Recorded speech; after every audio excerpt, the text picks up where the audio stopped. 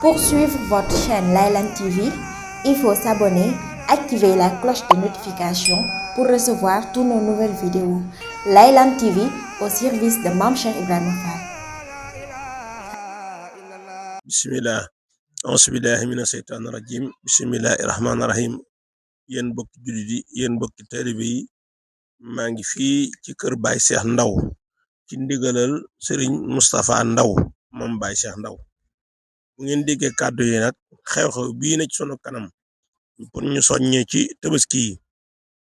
Serigne bi wax ne fu doom ne wala ab taalibe ne fa wala ab jarbaat ne fa wala ab xarit ne fa mi ngi lay soññi ci tabaski yi nga xam ne maam Cheikh Ibra Fall moo ko sasoo woon. Sëñ na wax ne mi ngi soññ ñëpp bàyyiwut kenn ku yor menn xar nanga ko indi ndax ab Baay Faal kat bu yoree menn xar na ko jox sëriñ bi, ndax su ko tabaski te joxul sëriñ bi am tabaski kat day mel ni amutum tabaski. Kon nag nañu dégg ndigal lool nag yàgg na fi, yàgg nañ koo wax ku fi nekkal maam Cheikh Ibra Fall soññee na ko, yàgg na ko wax itam. kon ñu bàyyi ko xel, may woo bokki julli yëpp bokki taalibe yëpp ñu góorgóorlu ci bu baax a baax. bu ma amoon la ma gënal nag ñeenti fan ya neem soob na yàlla balaa ñeenti fan ya lépp daje ndax ñu mën koo yóbbu, ndax daa am bis boo xam ne kat ci la ñuy sang xar yi bu ca suba ga ñut ko fi nekkal Serigne Touba. kon nag maa ngi ñaan balaa ñeenti fan ya képp ko indi sam xar nga indi ko. maa ngi koy soññ ñëpp di ñaan nag sunu borom gën ñoo dimbale bu baax a baax ban gën a jekku ndigal. di leen sant itam nag ci jàll yëpp ndax koor gi defe ngeen ko na mu ware, yéen doom yi ak sët yi ak jarbaat yi yëpp defe ngeen koor ga na mu ware, addi yi itam defe ngeen ko na mu ware. kon nag lii na ci sunu kanam nañ fexe ba lañ ci war lépp ñu def ko daane ko nañ daane woon ya jàlloon.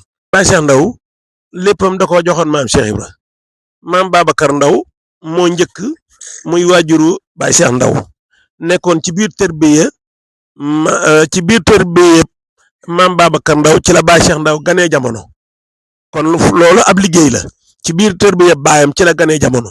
maam Cheikh Ibra Fall tuddee ko boppam ba mu xàmmee ba nim nelawee guddeem ak bëccëm yëpp maam Cheikh Ibra la ko joxoon. ñun ñiitam ñu ne ca loola. am na ngoon goo xaye dama ko ataayal ne ko da bëgg a mel ni yow. mu ne ma waaw mu ne ma boo bëggee mel da nga def ni ma def. ma ne ko noo def mu ne damaa liggéey suñu tuwaak Cheikh Ibra Fall ba mu gërëm ma. kon nag yoon waa ngi noonu. li tax ma nettali ko nag mooy dama bëgg ñëpp dégg ko, fexe ba loola ma wax ne liggéey suñu tuwaak maam Cheikh Ibra Fall ci la am li mu am ku ko mën di dégg rek xam ne ci yoon waa ngi noonu. te yoon yi moom amul wenn yoon woo xam ne da ngay ñëw dañ lay sakkal buntu bi ne doo fi jaar, déedéet. ku sóobu rek tàbbi ci loo ci bëgg mën nga ko am. képp ku ne dooy Baye Cheikh Ndaw nga rek yow la ñuy séentu ci yow moo di ak taalibe bi ak nangoo liggéeyal Serigne Touba ak maam Cheikh Ibra Fall. loolu la ñuy séentu ci doomi Baye Cheikh Ndaw. ndax Baye Cheikh Ndaw koo xam ne daan topp ci marché yi di wëndeelu fenn fu ne mu di fa dem lu mu dajale dem yut ko fi nekkal Serigne Touba ak ku fi nekkal maam Cheikh Ibra Fall. kooku ku ne doomam nga wala ñu ne la ab sëtam nga xam nga ne yow waruñu laa séentu fenn furu ci liggéey Serigne Touba ak maam Cheikh Ibra Fall. feneen foo nekk itam da nga faa nekkal sa bopp waaye nekkuloo fa Serigne Touba ak maam Cheikh Ibra Fall. te itam la may wax di ko waxate rek mooy képp koo xam ne yaa ngi daw di wuti njël da nga yeewul.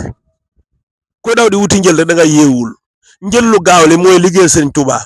boo futti ko di liggéey Serigne Touba njël lay wër waaye dootoo wër njël. ñu bari nag yeewuñ ci loolu waaye ku ci yeewu da nga noppalu. nan daw wuti Serigne bi te liggéeyal ko luñ bëgg lépp dana daw wut suñu. waaye bu ñu demee ba ci fi Serigne bi nag dem di wuti leneen loola duñ ko jot mukk te li ñu waroon a am Serigne bi dañ ko ñàkk. yal ci yàlla musal. Pour suivre votre chaîne Laylan TV, il faut s'abonner, activer la cloche de notification pour recevoir toutes nos nouvelles vidéos. Laylan TV au service de Mame Cheikh Ibrahima Fall.